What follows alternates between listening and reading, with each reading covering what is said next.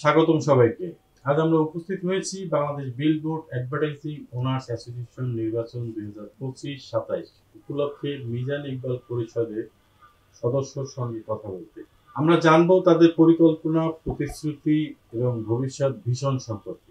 আমরা কথা বলছি মোহাম্মদ মইনুল হক মিন্টু, যিনি কার্যনির্বাহী সদস্য পদে প্রতিদ্বন্দ্বিতা করবেন আগামী নির্বাচনে। আসসালামু আলাইকুম। আপনাকে এই গণকণ্ঠ স্টুডিওতে স্বাগত। ধন্যবাদ ডাকার জন্য। আমরা সরাসরি প্রশ্ন পর্বে চলে যাব। সেটা হলো, আপনি কেন মনে করেন মিজান ইকবাল পরিষদ এই মুহূর্তে অ্যাসোসিয়েশন পরিচালনার জন্য সঠিক এবং যোগ্য নেতৃত্ব দিতে পারবে? অনেক ধন্যবাদ আমাকে এখানে কথা বলার সুযোগ দেওয়ার জন্য। আমি সরাসরি কথা বলতে চাচ্ছি। আমাদের মিজান ইকবাল পরিষদের যে সদস্যগুলো আছে, আমি মনে করি ওনারা প্রত্যেকেই যথেষ্ট অভিজ্ঞতা আছে, পরিশ্রমী ও নীতি নিষ্ঠার সাথে অ্যাসোসিয়েশনকে এগিয়ে নিয়ে যাবে বলে মনে করি।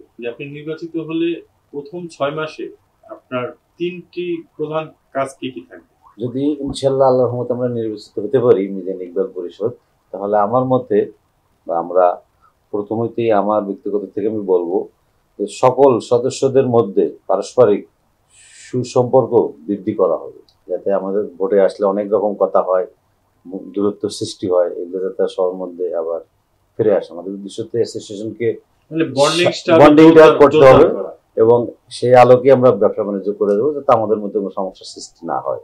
1 নম্বর।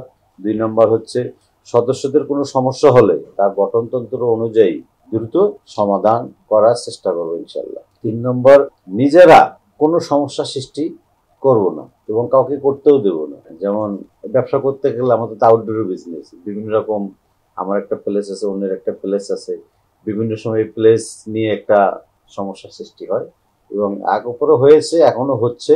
এটা আশা করি আমি বলবো আমাদের পুরো প্যানেল সহ যারাই আসুক সুন্দর একটা সুস্পষ্ট নীতিমালার মধ্যে আমরা থাকবো, যাতে নিজেদের সমস্যা নিজেরা সৃষ্টি না করি। বর্তমান বিলবোর্ড ইন্ডাস্ট্রিতে সবচেয়ে বড় চ্যালেঞ্জ আপনি কি মনে করেন?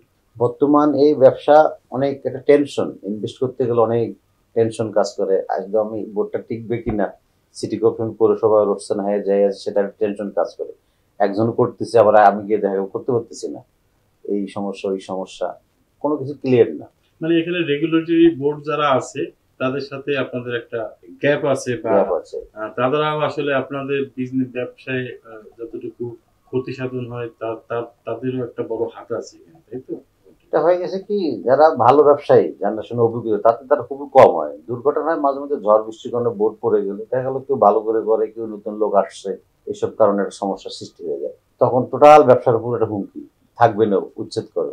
আবার বিভিন্ন সময় কোনো কারণে মনে হলো কোনো বড় কর্তার যে দরকার নেই, উঠে যাও। আরেকটা বিষয় হলো, মানে সরকারে আমরা যেটা দেখি যে ট্যাক্সের যে বিষয়টা আছে, বা সরকারি যে খরচটা হয় এই আউটডোর অ্যাডভার্টাইজিং এর ক্ষেত্রে, এই খরচটার ব্যাপারে সবারই এই সম্পর্কিত যারা ব্যবসা করে সবারই একটা আপত্তি আছে, বা কিছু অনুমোদনের বিষয়েও কিছু আপত্তি বিভিন্ন পর্যায়ে আছে। তো সেই ক্ষেত্রে এই যে আপত্তিগুলো আপনারা আপনাদের পরিষদ কিভাবে এগুলো আপনারা ওভারকাম করবেন, বা এটা সমাধানটা কি আসলে কিভাবে সমাধান করতে চাচ্ছেন?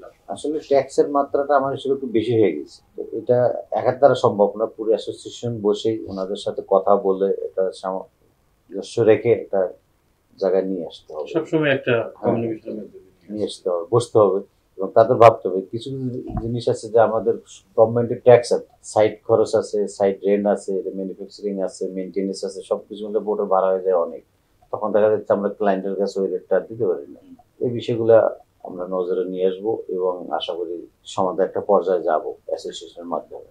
আপনি মিজান ইকবাল পরিষদের একজন কার্যনির্বাহী সদস্য হিসেবে এখানে প্রতিদ্বন্দ্বিতা করছেন। আপনার পরিষদ কেন অন্যদের চেয়ে আলাদা, বা আপনি কেন এই পরিষদে যুক্ত হলেন? ধন্যবাদ, ভালো একটা প্রশ্ন করেছেন। আসলে আমি অনেক আগের থেকে এই অ্যাসোসিয়েশনের সাথে জড়িত, 2005 সাল থেকে, অথবা হয়ে ওঠেনি কখনো ভোট দিতে আসা বা ইলেকশন করা। এবার আমি আসছি, অনেক সমস্যা আমি নিজেও ফেস করেছি। তো ওনাদের মধ্যে যে আমি দেখেছি, আমাদের প্রেসিডেন্ট সাহেব মিজান ভাই বেশ যথেষ্ট ভদ্রলোক, খুব অ্যাক্টিভ। আরও যারা আছেন ওনারাও বেশ ভালো। আমার মনে হচ্ছে এনাদের হাতে অ্যাসোসিয়েশন যদি থাকে, আরও অনেক অনেক উত্তর উত্তর কিছু পাওয়া যাবে, সমস্যা আসবে, সমাধান বের করা যাবে, আবার নতুন নতুন কিছু সৃষ্টি সম্ভব, এবং সেই লক্ষ্যে আমি এই প্যানেলে যুক্ত হয়েছি। সামনে নির্বাচন, ভোটারদের উদ্দেশ্যে আপনি যদি কিছু বলেন। আমি ভোটারদের উদ্দেশ্যে বলবো, আমাদের মিজান ইকবাল পরিষদের সকল সদস্য, ভোটাররা আসবে, যোগ্য প্রার্থী দেখে ভোট দিবে, আর অ্যাসোসিয়েশনকে একটা সুন্দর কমিটির হাতে দিবে, এই বলবো। ধন্যবাদ। আপনাকে ধন্যবাদ গণকণ্ঠ স্টুডিওর পক্ষ থেকে। দর্শক মন্ডলী, আপনাদেরকেও ধন্যবাদ। আশা করি আজকের কথোপকথনে ভোটাররা গুরুত্বপূর্ণ বার্তা পেয়েছেন। সিদ্ধান্ত নিন জেনে বুঝে এবং দায়িত্ব নিয়ে। আপনার একটি ভোট খুবই মূল্যবান। ভোট কেন্দ্রে যাবেন, আপনার মতামত প্রকাশের অন্যতম মাধ্যম ভোট। শুভকামনা রইল সকল প্রার্থীদের এবং আপনাদের প্রতিও। ধন্যবাদ। আপনারা দেখছেন দৈনিক গণকণ্ঠ, সবার কথা বলে।